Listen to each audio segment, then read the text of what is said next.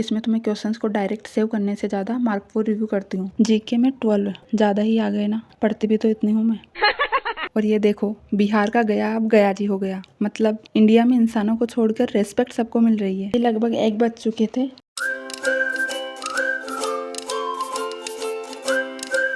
आज का पूरा दिन बर्बाद करने के बाद फाइनली शाम को मैं बैठ गई अपने सिंहासन पर। और सच बताऊं तो मेरा अभी भी पढ़ने का मन नहीं कर रहा था, मतलब 0 मोटिवेशन। लेकिन पढ़ना तो पड़ेगा ही, मन करे या ना करे। और वैसे भी मैंने काफी दिनों का ब्रेक ले लिया है। So hello everyone, I am Nikita and I am preparing for SSC CGL 2026 और यह है मेरी एसएससी सीजीएल डायरी 11। वैसे ये डायरी सीरीज 15 तक ही चलेगी, उसके बाद एक नया चैलेंज स्टार्ट करने वाले हैं, लेकिन उसकी बात बाद में।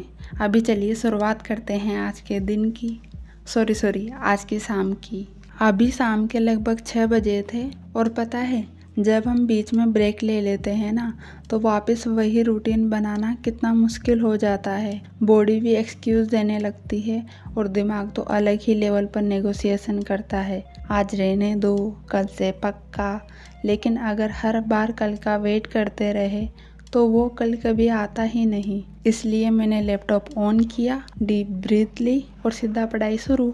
सबसे पहले मैंने सोचा कि देखते हैं अभी दिमाग कितना साथ दे रहा है, इसलिए एक मॉक टेस्ट दिया। और ये आरबीई का लाइव मॉक था। और रीजनिंग में तो आज 15 मिनट भी कम पड़ गए। 3 क्वेश्चन तो मैंने देखे भी नहीं, ऐसे ही छोड़ दिए। और जीके में तो क्या ही बोलूँ, इसमें तो मैं क्वेश्चंस को डायरेक्ट सेव करने से ज़्यादा मार्क को रिव्यू करती हूँ। जो क्वेश्चन एलिमिनेट करके हो जाए ठीक, वरना आगे बढ़ो। और मैथ, इसमें तो बस मेरी स्पीड बढ़ जाए, लेकिन यही काम है जो मुझसे नहीं हो रहा। चलिए अब आपको मार्क्स दिखा देती हूँ। मेरे टोटल मार्क्स में नहीं दिखाऊंगी, मेरा मन नहीं है, आप लोग खुद ही ऐड कर लेना, ओके। तो रीजनिंग में मेरे 44 है, ठीक है। जीके में 12 ज़्यादा ही आ गए ना, पढ़ती भी तो इतनी हूँ मैं।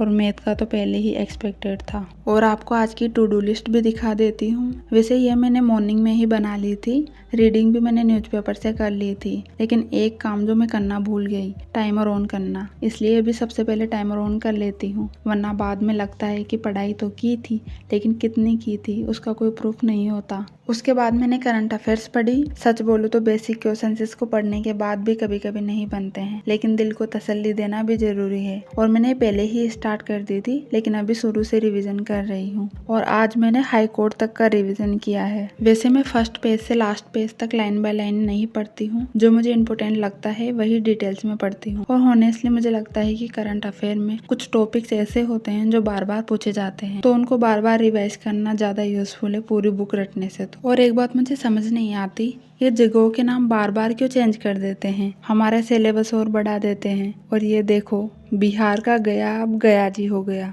मतलब इंडिया में इंसानों को छोड़कर रेस्पेक्ट सबको मिल रही है। उसके बाद मैंने मिनिस्टर्स का भी रिवीजन किया। और ये करंट अफेयर की बुक है भाई, यहाँ पुरानी एंट्रीज ज़्यादा दिनों तक नहीं टिकती है। तो जब धर्मेंद्र प्रधान जी ने रिजाइन कर ही दिया है, तो चलिए इनको यहाँ से भी फ्री कर देते हैं और बुक को अपडेट करते हैं।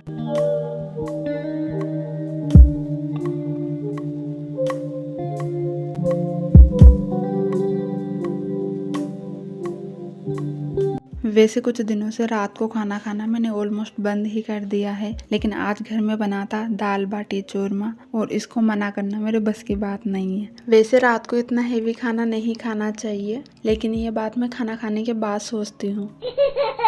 फिर खाना खाने के बाद मैंने वोकेबलरी स्टार्ट कर दी। वैसे अभी मैं 1 word substitution, synonym and idioms का रिवीजन कर रही हूँ। और अभी सिर्फ उन्हीं वर्ड्स का रिवीजन कर रही हूँ जिन पर मैंने बॉक्स बना रखा था, मतलब जो बार बार भूल जाती हूँ। आज मैंने F तक OWS कंप्लीट किए और 700 तक ईडियम्स का रिवीजन कंप्लीट किया।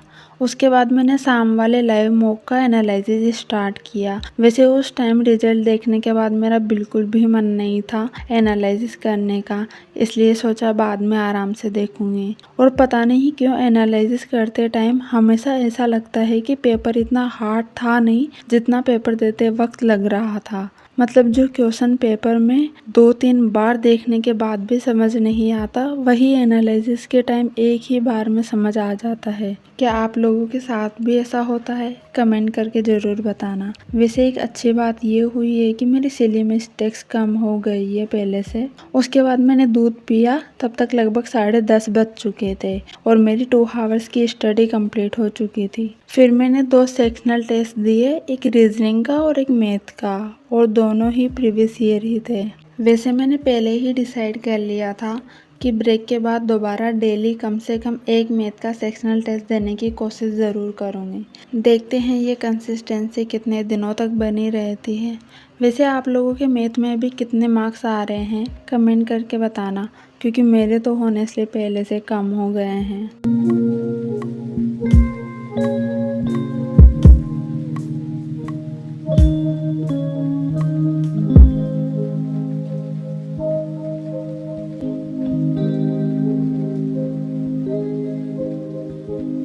चलिए अब मार्क्स देखते हैं।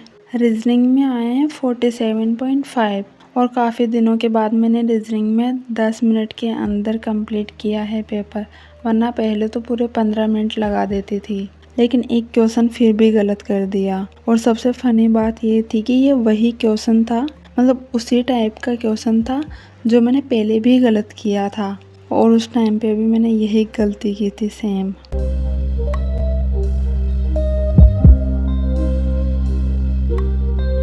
मैथ्स में मेरे आए थे 32 मार्क्स। एक्यूरेसी तो ठीक थी लेकिन स्पीड कम थी, इस वजह से मार्क्स कम आए। उसके बाद मैंने ज्योग्राफी की प्रैक्टिस क्लास ली और अभी मेरा पॉलिटी, हिस्ट्री एंड ज्योग्राफी का रिवीजन कंप्लीट हो चुका है। और ज्योग्राफी की क्लास लेने के बाद मैं इकोनॉमिक्स का रिवीजन करूँगी, देन बायोलॉजी। वैसे मैं यूजुअली पहले अपने हैंड राइटिंग नोट्स से रिवाइज करती हूँ, उसके बाद या तो प्रैक्टिस क्लास ले लेती हूँ या बुक से क्वेश्चन सॉल्व कर लेती हूँ। लेकिन अभी क्लासेज इसलिए देख रही हूँ क्योंकि एक क्वेश्चन के साथ बहुत सारी एक्स्ट्रा इन्फॉर्मेशन भी मिल जाती है, और अगर नोट्स में वो पॉइंट नहीं होता तो वो भी मैं नोट डाउन कर लेती हूँ। क्लास कंप्लीट होते होते लगभग 12-10 हो चुके थे, और सच बोलूँ मुझे थोड़ी थोड़ी नींद आने लग गई थी, लेकिन मैंने सोचा चलो एक और प्रीवियस ईयर पेपर दे लेती हूँ। ये 2025 का पेपर था। इसमें रीजनिंग तो मुझे इजी लगी थी, मतलब कम टाइम में होने लायक। जीके भी इतनी हार्ड नहीं थी, लेकिन वही बात है ना, क्वेश्चंस आने से ज़्यादा ज़रूरी होता है उन्हें गलत ना करना। मैथ्स भी ठीक थी, लेकिन स्पीड की वजह से मार्क्स कम रह गए, और इंग्लिश में भी एक्यूरेसी उतनी अच्छी नहीं थी। और होनेस्टली पेपर के लास्ट तक आते आते मुझे सच में नींद आने लग गई थी।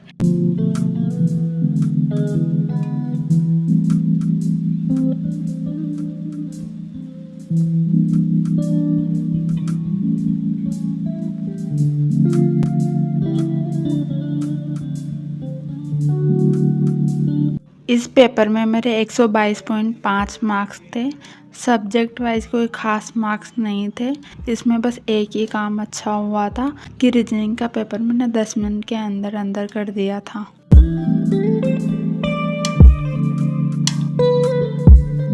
पेपर ख़त्म होने के बाद जब मैंने टाइमर देखा तो जो फर्स्ट पेपर मैंने दिया था उसके बाद 4.5 घंटे की स्टडी हो चुकी थी, और पेपर और न्यूज़पेपर रीडिंग को मिलाकर 6.5 घंटे की स्टडी मैंने कंप्लीट की थी। और पूरा दिन वेस्ट करने के बाद तो ये भी काफ़ी था। वैसे अभी लगभग 1 बज चुके थे, और अब मैंने ये सेशन यहीं पर एंड कर दिया क्योंकि मेरा सिर दर्द भी करने लग गया था और नींद भी आ रही थी। इससे ज़्यादा मैं पढ़ने की कोशिश भी करती तो पेज ही पलटती रह जाती, पढ़ कुछ नहीं पाती। वैसे पता नहीं क्यों कुछ लोगों की पढ़ाई रात को अच्छी होती है, लेकिन मेरे साथ तो बिल्कुल उल्टा है। आज की सबसे बड़ी लर्निंग ही यही थी कि कल से टाइम वेस्ट नहीं करना है। और हाँ, टू डू लिस्ट कंप्लीट की या नहीं ये दिखाना तो भूल ही गई। न्यूज़पेपर तो मैंने सुबह ही रीड कर लिया था, बाकी के टास्क भी अभी कंप्लीट कर लिए। एडिटोरियल की क्लास आज हुई नहीं थी, इसलिए मैंने 2 मॉक लगा लिए थे। वैसे आपको वीडियो कैसी लगी ज़रूर बताना, और अगर आप भी किसी कॉम्पिटिटिव एग्ज़ाम की प्रिपरेशन कर रहे हैं तो चैनल सब्सक्राइब कर लेना। मिलते हैं नेक्स्ट वीडियो में, बाय बाय।